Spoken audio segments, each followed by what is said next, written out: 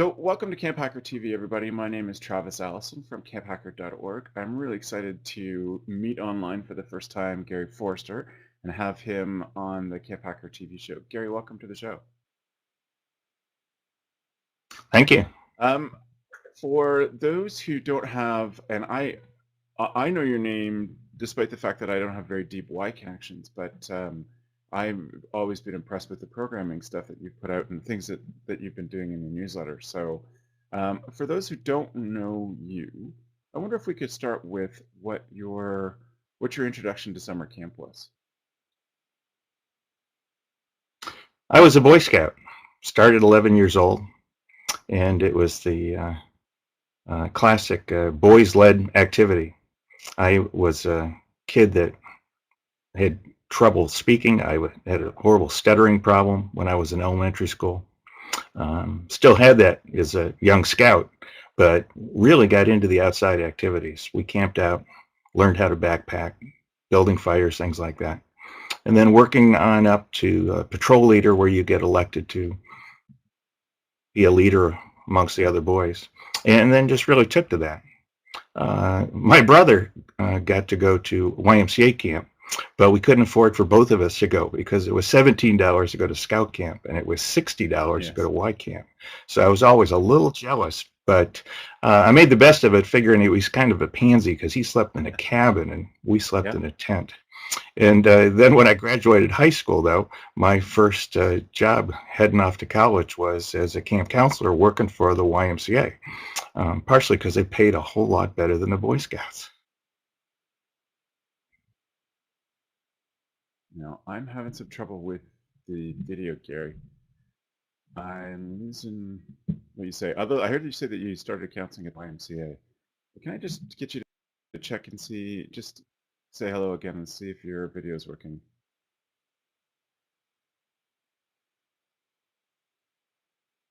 Hello. Oh, back. Sorry, Gary. The the troubles with free technology, sometimes it acts up on it. You're saying that, oops, things are slowing down a little bit. Yeah, me too. Me too. Yeah. So I can continue then. So I went off to college because I was going to be an architect. But every summer I came back because I was so excited about working with kids in the summer. Worked in Cleveland, Ohio first, then Indianapolis each summer, each year.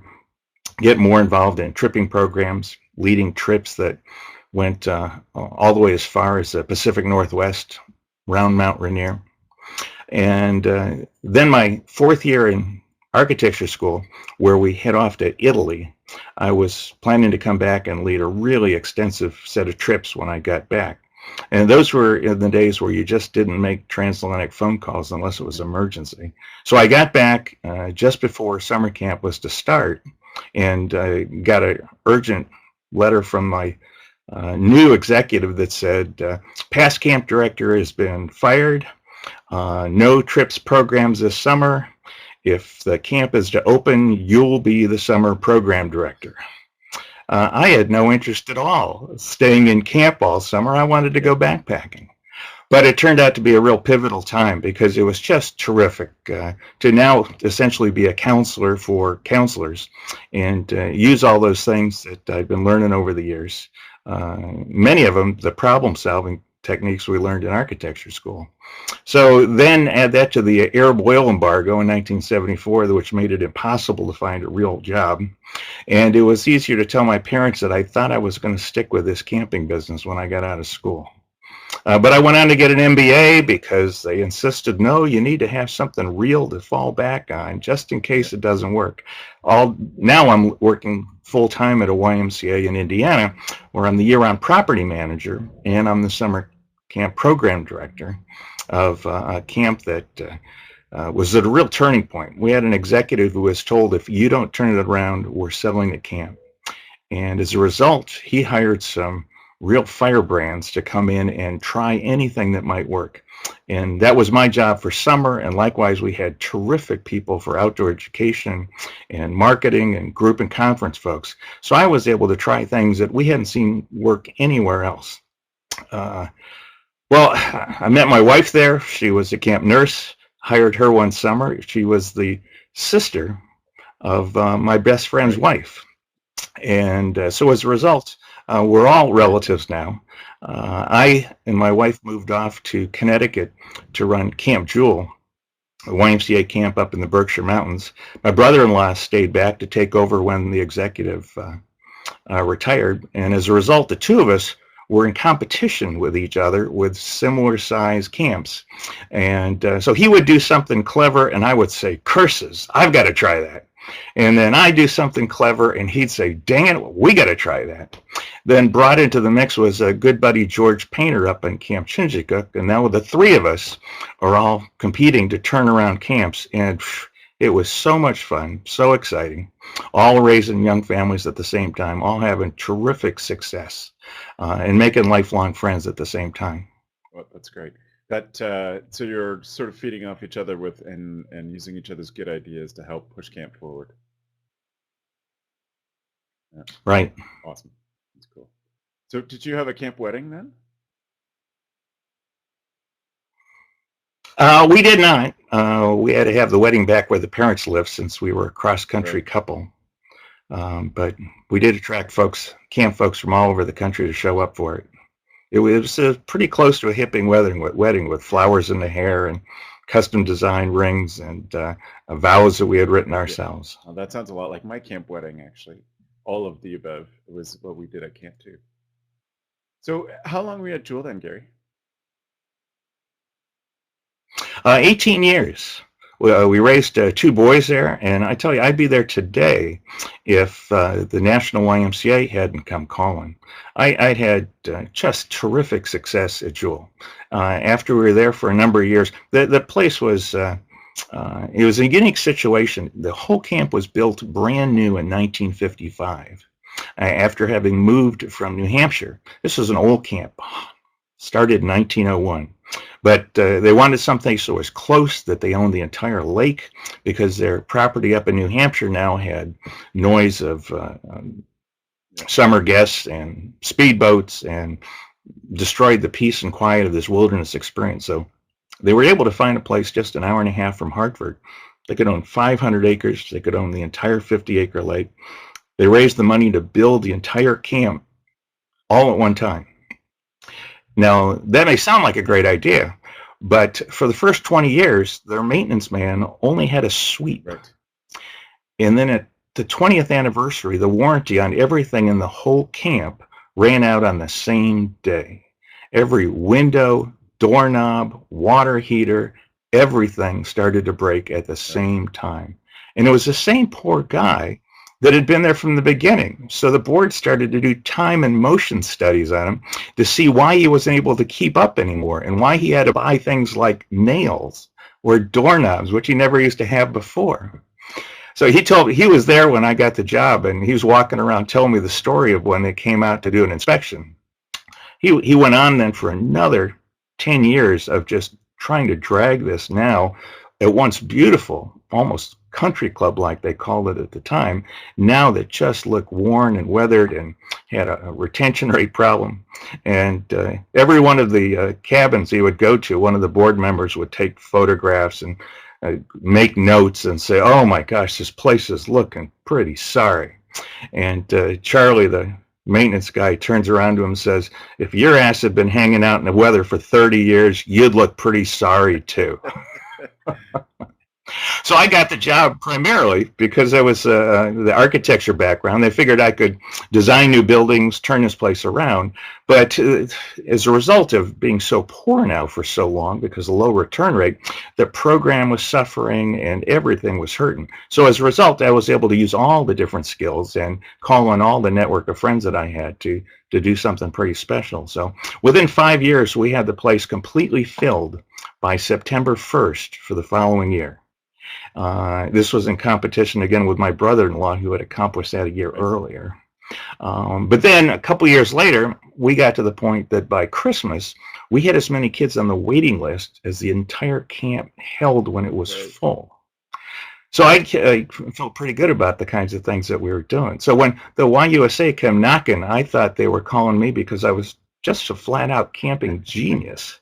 And they were hoping I'd recreate this magic across the whole country. Who wouldn't want some of this this being full business? And I had friends, you know, I visited through ACA. I had friends in all different kinds of camps around the country. But there are a lot of, I mean, there's 275 Y resident camps alone, not to mention 2,000 day camps. I didn't know most of those folks.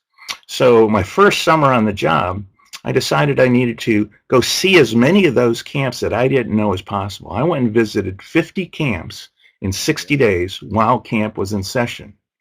And that's something most camp directors never get to do. Now, one thing I learned when I was on the road is that camp directors, when we get together and share our program ideas and the things we think are really successful, we tend to tell fish stories. They're not always true, and we tend to stretch the results. Some fellow would be telling me about his terrific teen program, and I'd say, that's great. I got to record that. I'm going to come out, interview, take film. I'd show up. I'd ask the program director, I'm here to see your teen program. And he'd look at me and say, we haven't had that here for 3 years. So it's pretty common for folks to remember the intention of why they did things, but not necessarily to have examined how it actually turned out. Turns out the architects work pretty much in the same way, that once they design something and they get the accolades, they go on to the next project. Don't always come back and see how it worked out. So here I am on the road, 50 camps in the summer, and I had also had the idea that there was one right answer. When you asked a question, especially in camping, there was an answer that you could use to follow yourself to success. I had mentors that I followed religiously. I'd ask their advice. I'd sit by their knee. They'd tell me things like, Gary, if your camp doesn't go year round, there's no way you can succeed. If your camp doesn't have at least 160, 180 kids, there's no way you can succeed. If you have a camp of over 240 kids, you're going to lose all quality. So I believed all these things until I went out and disproved almost all of them the first summer out. I found out that part of the reason we like this job so much is that there are hundreds of ways to do it right. It must be endless. Almost everyone I know has found some new way, some way to success to create this magic we call summer camp. So I found small camps that were fabulous. I found huge camps that were amazing. I found out that most year-round camps were struggling under the weight of all the overhead. And those camps that were summer only, they spent most of the rest of the year getting ready to provide a terrific summer next year. I found out that my friends in private camping typically owned a house in Aspen or Vail and one in Boca Raton, and none of them were open all year round like I was. So this was pretty exciting to find out that, there's so much creativity. But at the same time, as I'm traveling around, now a second year, I'm up to 120 camps, I start recognizing that although there's a lot of ways to get things right, we in camping have almost no creativity in how we get things wrong. There's about a dozen ways that we screw up, and we use the same dozen ways. I don't think I've seen a creative way to do things wrong in years. And yet, you almost never hear about those things. And often they're part of this conventional wisdom that gets folks into trouble to begin with.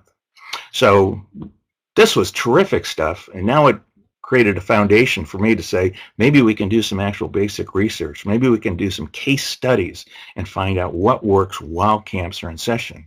And now having this, not only a bully pulpit from Chicago, but I had access to a team of researchers and terrific access now with the internet just starting to be one of the first people that said we could contact folks for free.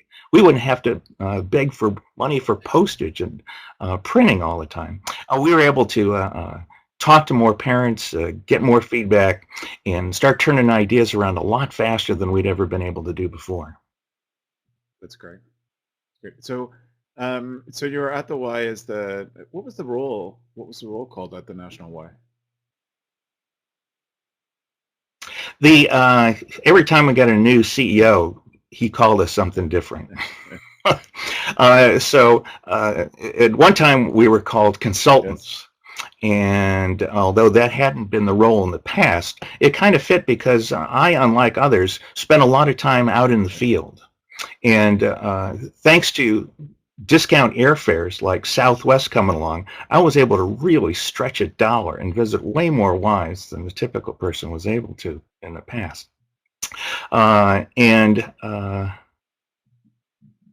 So the consulting part would come in. I'd go and see camps that I really had heard great things about and I wanted to document. But if somebody was having problems, and it's typically low enrollment, poor return rate, something like that, they'd invite me to come in and say, what do you see here that doesn't fit with what you see every place else? And I got to say, that's where I really started learning this idea that there are just a few failures that we keep having. So that was a true piece of the consulting part. The rest of it is being a specialist in doing the research, communicating, trying to share this stuff specifically toward YMCAs, but textured for resident camps, specialized for day camps, so that no matter what somebody's into, they could feel like they had some kind of piece of it. So I call myself a camping specialist because I was the camp guy. That's all I claimed to do right, was camping. So what were some of the common errors that you were seeing, Gary?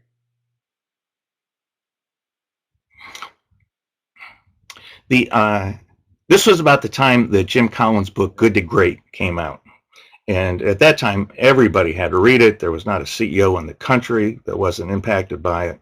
And it's likely if you work for a good, competent boss in the future, they will have read this book. Still the most popular business book of all times. Still in hardcover because it's never had to go into softcover.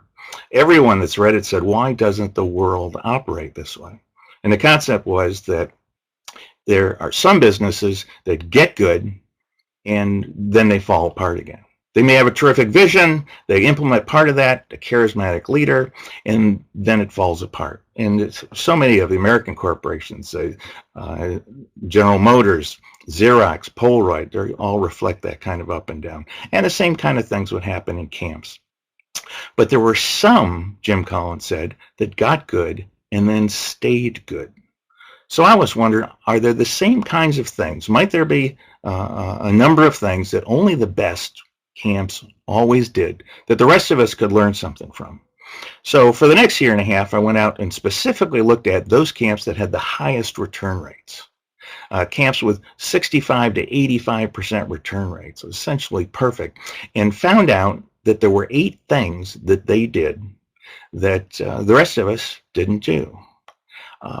Tested that with a lot of my friends to find out what they thought sounded good. Started working as a consultant with camps to turn camps around. It worked terrifically.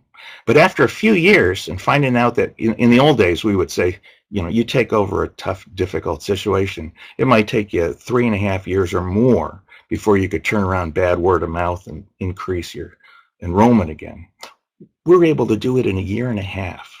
2 summers, and people are back on their feet again as a result. But here's the part that was really intriguing. Of the 8, and they're all still are true today, 2 of them were responsible for 80% of the changes in the camps that implemented them. So these 2 are both the greatest secrets and our biggest mistakes. When you're ready to hear what those are, nod. Okay, here's the first one. I go to a camp. I get a lot of invitations in May and June, and still do, to do a day of staff training, to be that outside expert to whip people up. And I like to go in unannounced and jump up on a table at breakfast or lunch before they know that I'm the guy. And I'll yell out, "Who do we work for?"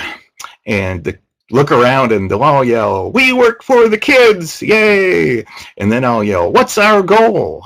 And they'll yell, "Fun!" They're wrong on both counts. None of these kids paid their own way to camp. 95% of the registration cards for kids in camping across the country, across all types of camps, turn out to be signed by the exact same person. Mom. Not parent, 95% is mom. I often speak at the headquarters training center for the Girl Scouts in New Jersey, and often one of the senior Girl Scouts that have been doing this for years will look at me and say, "That's sexist, Mr. Forster. You can't say that." And I'll just look at her and say, "There's nobody more apologetic for their gender than I am. I am embarrassed that this is not opinion. This is fact." So until we understand that the person we're trying to convince, to educate, to bring along to the point where they think what we've got is something that will help them raise their kid, then we don't stand a chance. Fortunately, I had years ago seen a study that a group of successful camps had gone together on to find out what moms were looking for. And it's not much surprise to any adult that mom's number one concern was safety. But you go ask the typical camp counselor, and we spend the greater part of a week convincing them that that's the truth, that that's what we need to worry about. And often until camp folks have kids of their own, they have a hard time understanding how important that safety aspect, what it really means to a parent. So safety was number one. The others were fascinating too. The second one is high quality staff as role models. Parents still know that their kids are going to want to come back and be like their counselors. They wanted to be like their counselors. So they're a little concerned about what your counselors might look like. That's the only way they can decide. They seldom get to meet them ahead of time. And here was the big question. Why don't I ever see your counselors in your brochure and on your website? All I see is the same clutch of kids hanging on to each other and smiling that's on every other camp website. Are you trying to hide something? Is there a reason why you don't want me to see your staff? Now, I'm thinking, well, that's because we didn't think safety was important, and maybe we're humble and we don't want to show this off. We just want to show kids how much fun we are. That's not what we're looking for. So the other ones that the parents are looking for are interesting too. Parents still want their kids to learn skills at camp. So I lived through the whole issue of trying to build up self-esteem by giving every single kid an award. You know, the 27th place soccer trophy that my kids would bring home. They weren't fooling anybody. As a parent, sitting on a sideline in soccer, it was when my kid finally made a pass that almost went to the kid he intended it to go to. That's when he would jump up, look around at my wife and I. We'd look at each other, clutch each other, and say, oh, we just watched our son grow. He gained a skill that no one will ever be able to take away from him. And yet that skill development is lost in most kids' activities today, even many of our camps, where it was common for kids to go deliberately try to learn skills and then have some kind of token to take home to show their mom, look what I learned. And they're triggers to start the stories. I call them artifacts of the expedition. In scout camp, I'd bring home a badge, I'd show my mom, and she'd say, "Now, what did you have to do to earn that?" Terrific open-ended question. Yep. Well, now most parents say, "Did you have fun?" Right. Yep. "Did you make friends?" Yeah. They try to get a rise out of the kids. "Well, the food wasn't any good, was it?" "Wasn't when I was a kid." "No, the food's still horrible." Parents don't know how to ask open-ended questions, and most of us don't give them any of these artifacts to help guide them through that. So parents are looking for evidence that their kids have learned something, and they want to hear the stories, so they want some of that to come back. The fourth one, when I saw it in writing, it cracked me up. It said, "Could you give my kids some new and better friends? Because I'm not real keen on the friends they bring home on their own." And you would think that we ought to be able to do this better than almost anything else. I mean, we all promise we do this. And yet, when the ACA did that very first outcome study, we discovered that bullying at camp is on a par to junior high school. It's the one thing we get as bad as anybody. Our counselors aren't prepared. The kids don't have the self-control they used to have when they go away from the first time.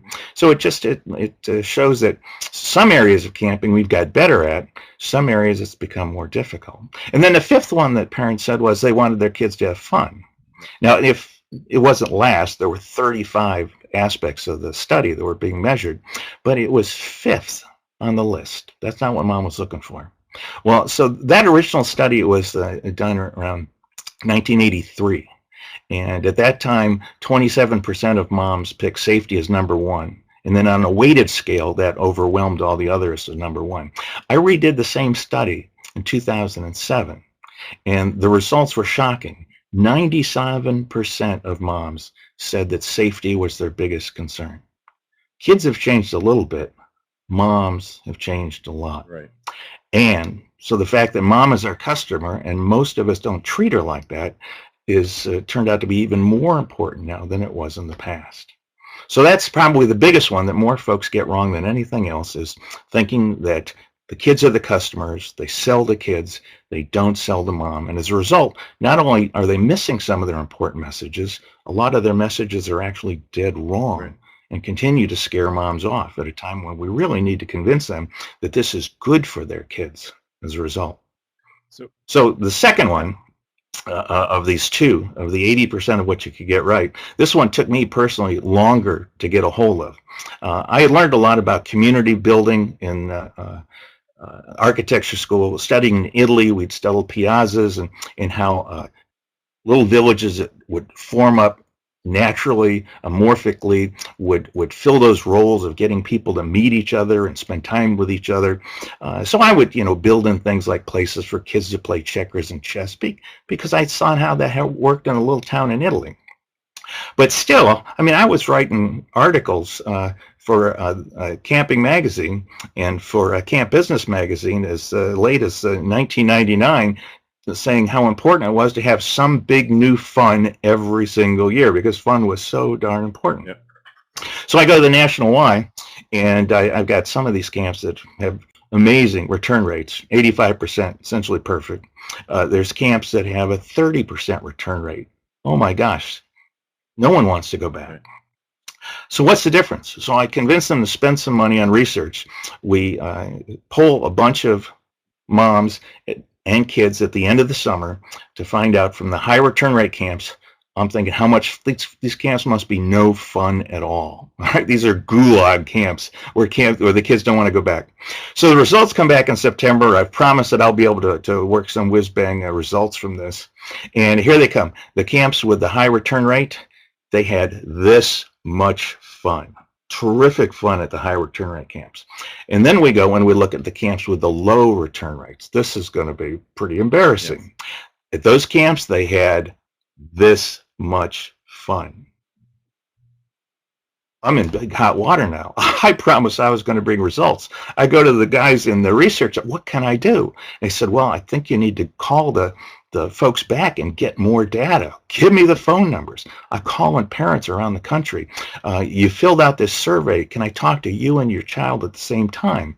I'm calling the kids at the low return rate camp. Do you have fun at camp this summer? Sure did. It was a blast. You think you'll go back next year? Nah, don't think so. Well, what do you think you'll do? Something else fun. And then it hit me. Kids see fun as a commodity.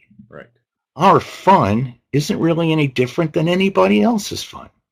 I'd been so egotistical to think that my canoeing and my archery and my special events were a different kind of fun than going to Six Flags or going to the mall to hang out with their friends, or even staying home and playing Xbox 360 with somebody.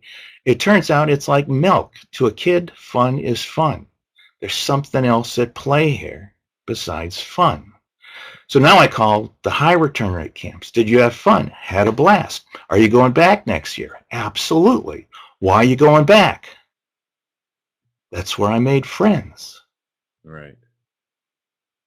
Now, for years, we've been using this fancy word, relationships. We build relationships at camps. Kids never use that word.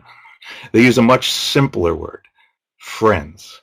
It's what's so rare at school. It's what I never have enough of. It's what my parents don't have enough of. If I can find some place where they can teach me how to make friends, I have to go back. So I smack myself in the head. Oh my gosh, I should have thought this with my brain, Scarecrow. This is terrific. This is why some of the stuff that had worked so well.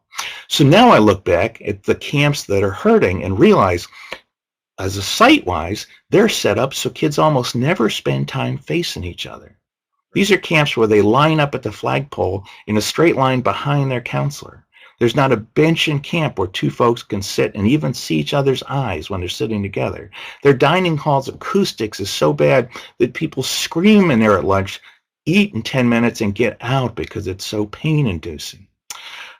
And their activities are pretty much running from one activity to the next, keep the kids busy and out of trouble, and more often than not, looking at the back of another kid's head. Oh, so then I go to the other camps. Often they didn't even know why they were so successful. Well, we've always been doing this. I find out that most of the day, the kids are facing other kids or facing their counselors. In the activity areas, in their play times, when they wait for some activity to start, the area is designed where they can come early and sit, do some pickup game activity, whether it's Foursquare and then Gaga and carpet ball and all these other terrific things, checkers. As a result, kids do a terrific activity. It might be their classes in the morning or some special event, even capture the flag. But then afterwards, they sat with their cabin group and talked about it. Oh my God, we know this from team building, for Christ's sake, that you don't do the activity without sitting down afterwards and talking about it. And yet, at least 2/3 of the camps I visit, it's like doing the activity without the debriefing afterwards. Have the fun, race right off, get in a line until we're ready to give you some more fun. Right. Well, here's the best news. This is pretty easy to do something about on so many levels. And different people at camp get excited about different things. The property committee says, we can build benches. And the program folks said, we can introduce some of these pickup games. And we can eliminate some of those activities where they were just running around looking at the back of each other and start doing more things that are more like group initiatives where it's problem solving. They have to talk with each other. And then afterwards, make sure we always put in the time where they can reflect on, what did we learn? Was that exciting? Was it fun? Was it scary? It's magical. So you can imagine, you do these two things. You sell to mom. You give mom the tools she needs to sell to her friends. So the word of mouth sales force works. And that's what I learned from Seth Godin and Purple Cow and everything he's written since. And then when you get kids at camp, you make sure everybody there knows we're going to measure your success on whether kids make friends with each other and with their counselors. That it's not a dirty word for kids to think their counselor is their friend. Right. And it's just incredible, the difference from one summer to the next. And you think it focusing on those two things could turn it around in 2 seasons? Over and over and over again. Amazing. And so if I go to a camp and they don't do these things, it's almost guaranteed they won't succeed. Right. They fall back on spending lots of money on marketing and buying big toys. I'm sure the guys that sell the great big inflatables and the giant slides hate me. Because I keep saying, it's almost always the camps that have empty beds that buy those things. The camps that are filled in advance, they don't buy them and they don't need them because they do activities that are usually created by their staff, engaging to the kids where they face each other and say, oh my gosh, we put on a show. They go home and they can create the same kind of behavior at home. I was a part of it even when I was buying and creating these big fun new toys. We were feeding this generation of kids thinking you had to spend money to have fun. That my camp was better than the other camps because we had spent more money on cool toys. When in fact, that's the opposite message we're trying to show these kids. That just between you and your friends and the creativity that you've got and the tools you can learn to bring it out, you can recreate what happens at camp anywhere. And you've seen it. The most successful camps, those camp kids have a shrine in their room about camp being so special, and they recreate camp every time they get together. They do the activities, sing the songs, and they do the stuff for their younger brothers and sisters because recreating it is part of the magic. And it has nothing to do with buying stuff. Right. Right. Oh, Gary, that's pretty amazing. It's good stuff for people who are watching who want to think about. They're getting to the point in the summer where they have to think about how the summer is going to be different in order to change things for their camping. Some awesome stuff to work on. Yeah, and until you get these things right, it's you can incrementally change small things and get very small progress year after year, and you could find yourself 7 years later still struggling. Or you could say, I need to make big impact quickly. I need to get all these moms on my side. And here's the amazing thing. I keep thinking it's some year everybody's going to learn this, and all of a sudden camps will all be in competition with each other. Yeah. But they're not. I mean, you've seen this. You're in this business. You go to their websites, and my gosh, they all look exactly the same. Yes. They don't put what's different about their facilities and what's unique about them and how their facilities facilitate the kind of behavior where kids can try new things and make new friends. No, they have kids hugging each other. They don't show that their counselors are their most important assets. They don't convince parents that not only is this place safe because I'm going to show you how safe it is, I'm going to show you the people that make sure that this happens, that you're going to want your kids to emulate. And as long as almost nobody does that, when you do it, you stand out from the crowd. Yep. And one of these days, I'm hoping that enough of us, because we actually need to lift up our whole profession. Yep. The thing that hurts, it's not competition between camps that hurts anybody. It's almost like restaurants. You get 10 good restaurants together, they all do great. The thing that hurts us most is when there's a bad camp, because the bad experience that a parent has gets spread to everybody they know. And it's not that kid goes to a different camp next year. He doesn't go to any camp ever again. And that's a dead end, because what we found out in the ACA study is that the biggest predictor of which kids go to camp is that one of their parents went to camp. Was we continue to get a declining percentage of our population going to camp, it looks pretty grim for the future. The thing that would help most of us would be to get all camps better. And as a result, more kids having a better experience at camp, there'd be more kids than any of us could ever hold. That's part of the reason doing the things that you do and all the other folks that have these terrific websites for sharing information so freely is to get everybody as good as they could be. Exactly. Because we all benefit as a result. Exactly.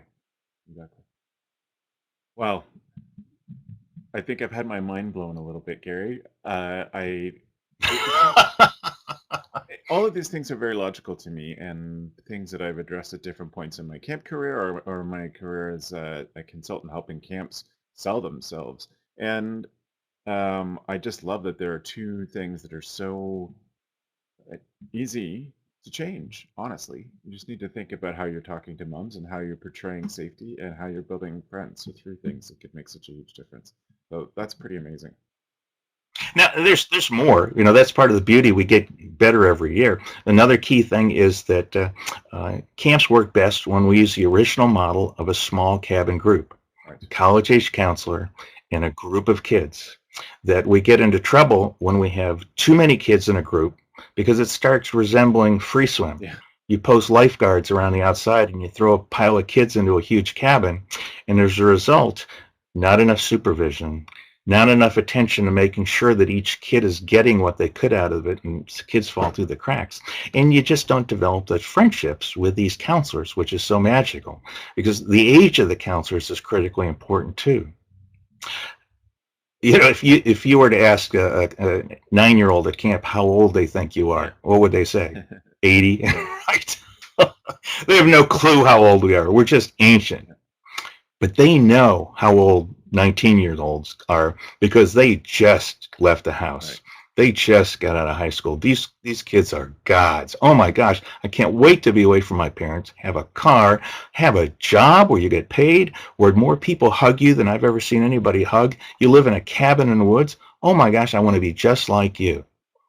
Probably never in their lives are they going to have somebody they just automatically adore from the beginning like that. Yeah. And so if we don't have that, or if we squander it, or if we don't let the counselors use that, then we're missing out on just one of these magic pieces of the formula. That's why it was so successful in the past. And when we get over concerned with structure, we can actually screw it up. Right. Well, Gary, I promised you I'd take half an hour of your time, and I'm over time. But I hope I can get you to come back, because I want to ask you about the newsletter, about your collection of great things that you've seen in all these camps that you've been to. So many other questions I have for you. So I thank you so much for being on and offering some inspiring ideas today. It's been amazing to have you on. Thanks.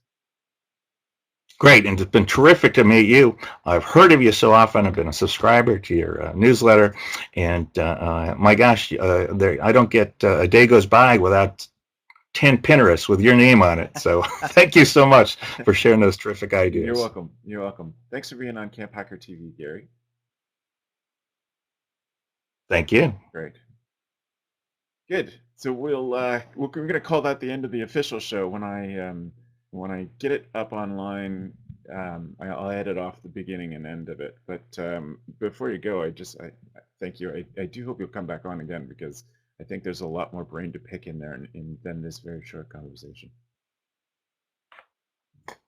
You bet. Awesome. So did anybody ask any questions, or are they just giving us shout outs down there in the chat room? Everybody's just saying hello. Jay, who's been with us from the beginning, said how much he really liked the Jim Collins book too. And I know Jay, he guest blogs on our site sometimes, so he actually just wrote a book himself. He's agreeing with you about Jim Collins. Oh, and he says that some of the stuff that we talked about here has been going on in the Summer Camp Professionals group on Facebook too. Good discussion. So hey guys that are listening and putting some stuff in the chat, thank you for joining. Can you see the questions there, Gary? Yep. Is there a point of no return for a struggling camp?